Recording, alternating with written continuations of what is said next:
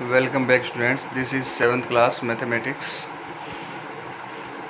and today we will start new exercise, and before starting new exercise we will study some important formulas and theory about the regarding exercise. Okay students, let's start. Okay, first topic you can see that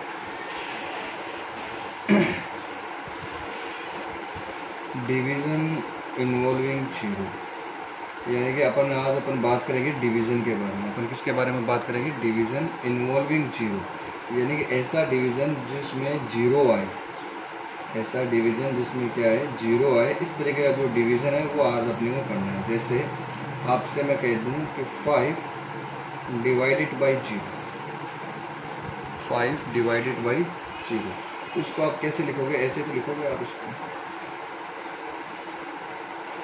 5 upon zero.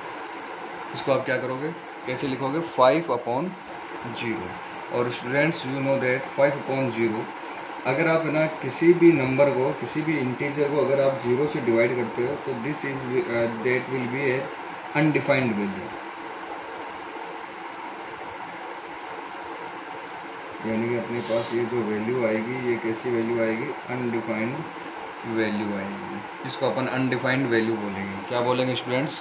Undefined value, यानी ऐसी value जिसकी कोई definition ही नहीं है, कोई मतलब कोई कुछ नंबर आएगा ही नहीं है आपके पास, ऐसा कोई नंबर आपके पास आएगा ही नहीं। इस तरीके की जो वैल्यूज है इसको अपन क्या बोलेंगे? अनडिफाइंड वैल्यू बोलेंगे।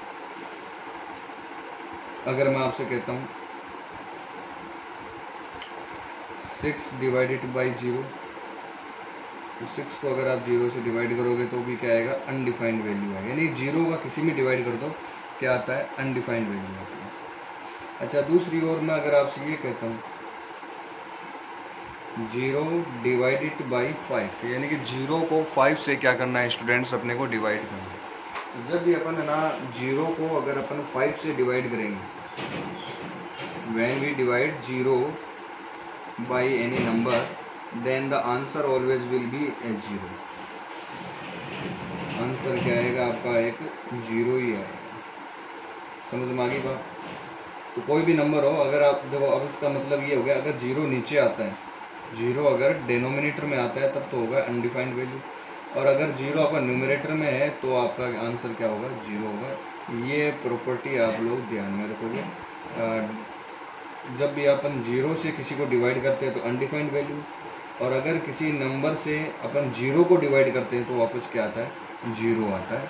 Always remember this. Okay, next is division property of integer. First property है क्लोजर प्रॉपर्टी। चलो इसको चेक करते हैं कि क्लोजर प्रॉपर्टी है ना वो डिवीजन में अप्लाई होती है या नहीं होती। Today we will discuss about closure property under division.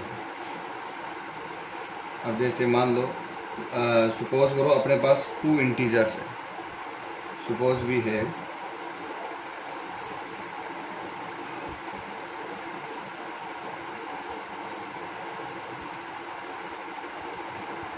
2 integers.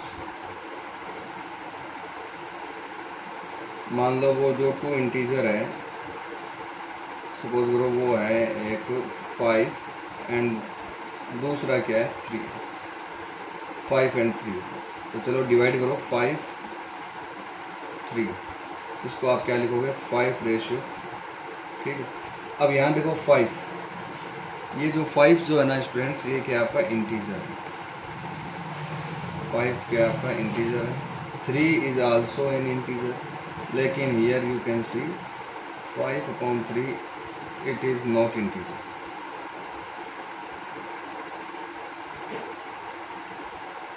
ये आपका इंटीजर नहीं है। 5 अपॉन 3 जो है ना, ये आपका इंटीजर नहीं है। तो अगर ये 5 अपॉन 3 इंटीजर होता, यानी कि डिवाइड करने के बाद में अगर 2 नंबर्स है, 2 इंटीजर है, और उनको डिवाइड करने के बाद में वापस अगर अपने पास इंटीजर आता है, if we get integer, then अपन कहेंगे कि क्लोजर प्रॉपर्टी होगी। But in this situation closure property does not hold, यानी क्लोजर प्रॉपर्टी है वो आपकी अप्लाई नहीं होती है। तो यहाँ पे आप लिखोगे closure property not verified.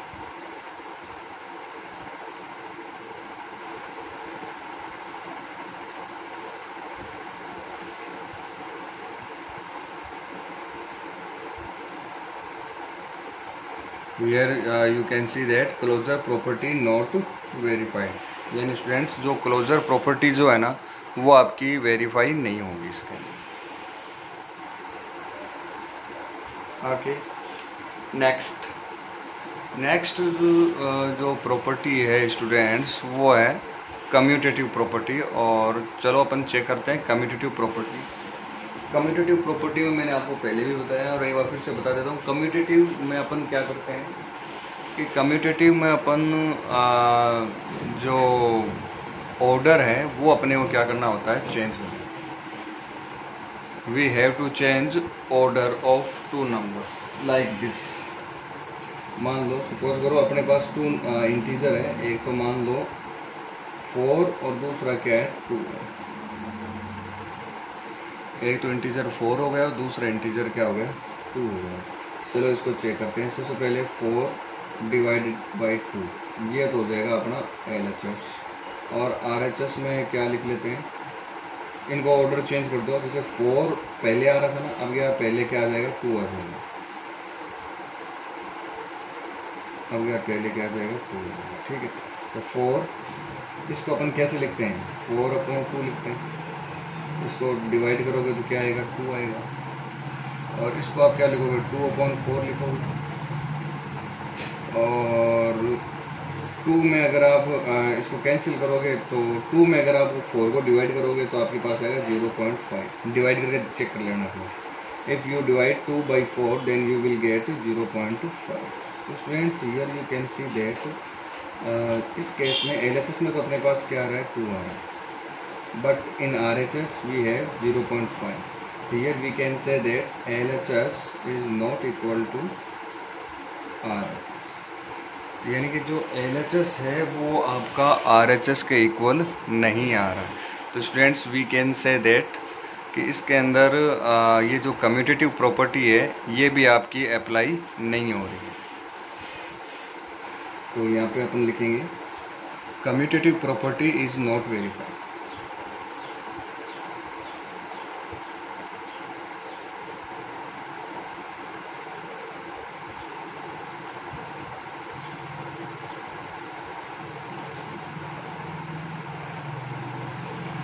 Commutative property जो है वो आपकी वेरीफाई नहीं हो रही है। Now students we will talk about associative property.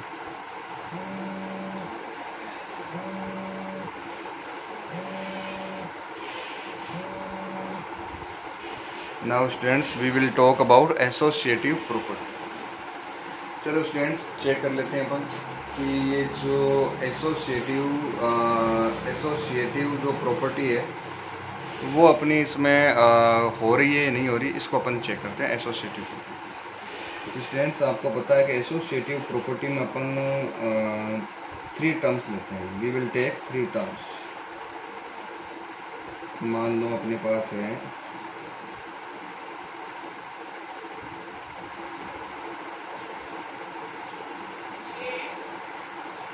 इसको ले लो 8 डिवाइडेड बाई 4 डिवाइडेड बाई 2। ये तो ले लेते अपन RHS। और LHS साइड में अपन लेंगे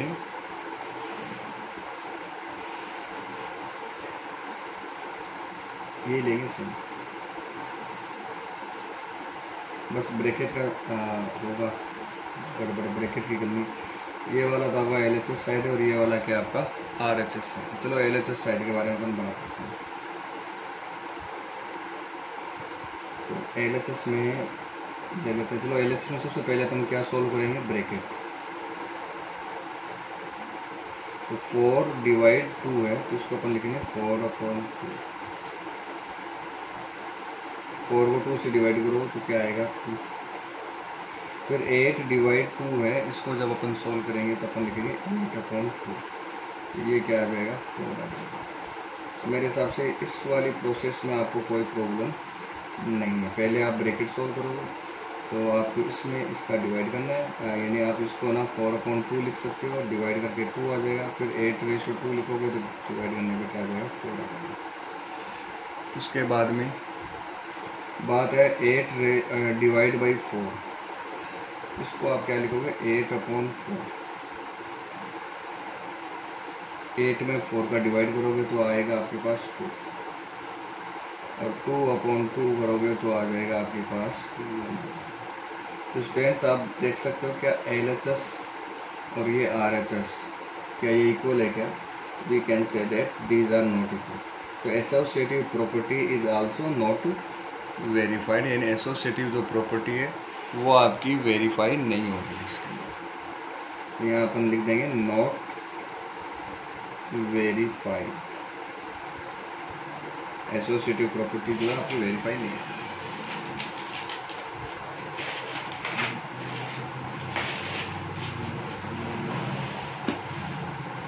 now students we will talk about identity for division. तो यहाँ पे डिवीज़न के अंदर आइडेंटिटी ऐसा कुछ नहीं है, डिवीज़न के अंदर कोई ऐसी आइडेंटिटी होती ही नहीं है। जैसे मल्टीप्लिकेशन में होती थी आइडेंटिटी अपने, जैसे कि 5 × 1 कर दो, चाहे 1 × 5 कर दो, आपका क्या आता है 5 आता है। लेकिन ऐसा डिवीज़न में नहीं होता कि चलो 5 डिवीज़न 1 तो 5 हो जाएगा, लेकिन 1 डिवीज़न 5 आपका क्या आएगा 1/5 आएगा। तो ये दोनों क्या आएंगे हर बार अलग आएंगे। तो there is not exist identity, ध्यान में रखना है इसको कि यहाँ पे ना जो आइडेंटिटी है वो एग्जिस्ट नहीं करेगी, there will not exist identity.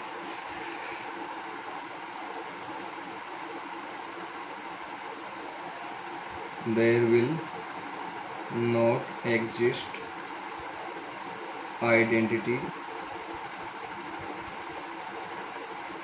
in division.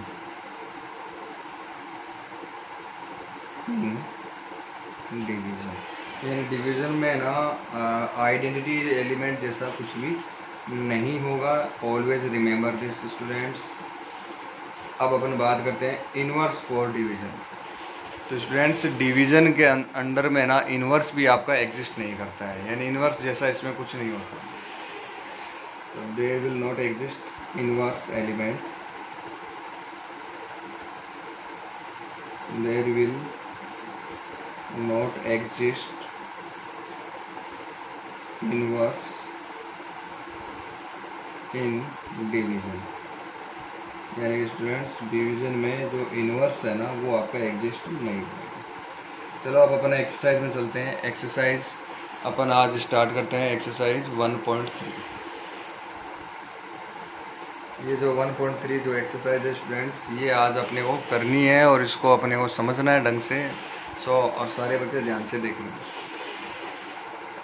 First वाला जो क्वेश्चन है वो है ट्रू फॉल्स क्वेश्चन। कौन सा क्वेश्चन है स्टूडेंट्स? ट्रू एंड फॉल्स वाला। तो चलो इसको देख लेते हैं अपन। The collection of integer obey closure property for division. पहला ये कह रहा है कि डिवीजन में इंटीजर है ना वो क्लोजर प्रॉपर्टी को ओबे करते हैं, यानी कि फॉलो करते हैं। तभी आपको बताया था क्लोजर प्रॉपर्टी इसमें वेरीफाई नहीं है। तो जब ये क्या कह रहा है वेरीफाई है, ये क्या कह रहा है ओबे है, यानी ये वाला स्टेटमेंट क्या हो गया फॉल्स हो गया। ठीक है, नेक्स्ट जो स्टेटमेंट है उसके बारे में तो अपन डिस्कस कर लेते हैं। The collection of integer is commutative under multiplication. हाँ ये बात सही है कि मल्टीप्लिकेशन, देखो यहाँ देयर इज मल्टीप्लिकेशन। मल्टीप्लिकेशन में आपको पता है ना कि 3 × 4 क्या होता है 12, और 4 × 3 भी क्या होता है 12। So in multiplication, under multiplication collection of integer follows commutative, यानी कि ये कम्यूटेटिव होता है, मल्टीप्लिकेशन में होता है कम्यूटेटिव। नेक्स्ट है थर्ड वाला, the collection of integer is commutative under division. देखो डिवीजन के अंदर कम्यूटेटिव नहीं है, अभी अपन ने देखो चेक भी किया था इसको। देखो यहाँ पे कम्यूटेटिव में अपन ने चेक किया था कि ये वाला कि 4 डिवाइड 2 4/2 2 होता है, जबकि 2/4 क्या होता है 0.5 होता है।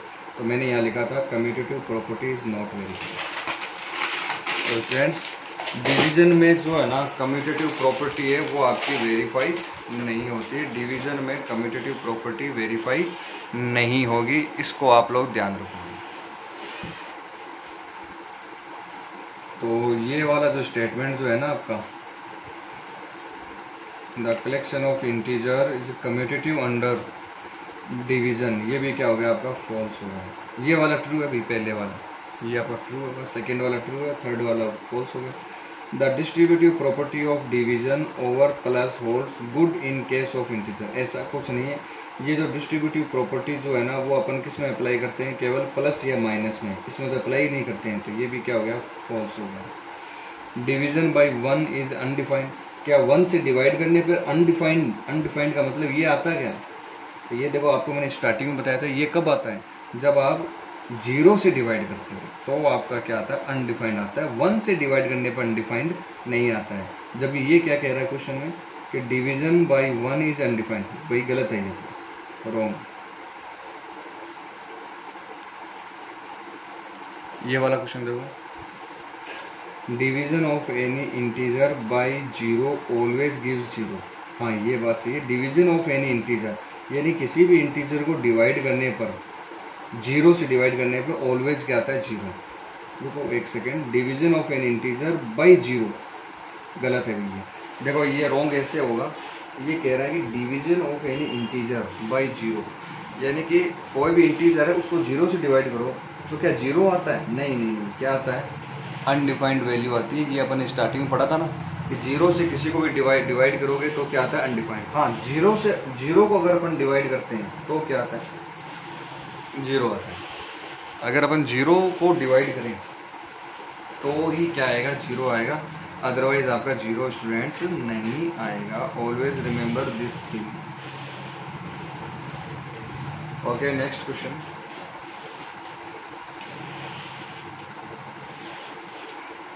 Question number second.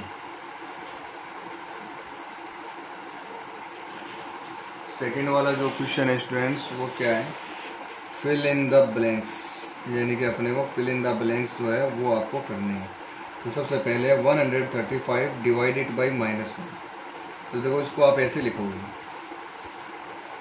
135 divide by -1। तो देखो इस माइनस को आप है ना, चाहे आप 1 के आगे लगाओ, चाहे आप 135 के आगे लगाओ, चाहे आप यहाँ इन दोनों के आगे लगाओ, तो ज़्यादा बेटर ये रहता है। ऐसे इस तरीके से लिखना ही ज़्यादा आपके लिए सही रहेगा। अच्छा नीचे जो 1 है इसका कोई इंपॉर्टेंस नहीं है, 1 का अगर आप इसमें डिवाइड करोगे तो वापस ऊपर वाला नंबर ही आएगा, तो आपके पास क्या आ जाएगा, माइनस का 135 आएगा। तो फर्स्ट वाला जो फिल इन द ब्लैंक्स है स्टूडेंट्स वो आपका ये आएगा। तो इस तरीके से आपको फिल इन द ब्लैंक्स जो है वो आपको स्टूडेंट्स सॉल्व करना है।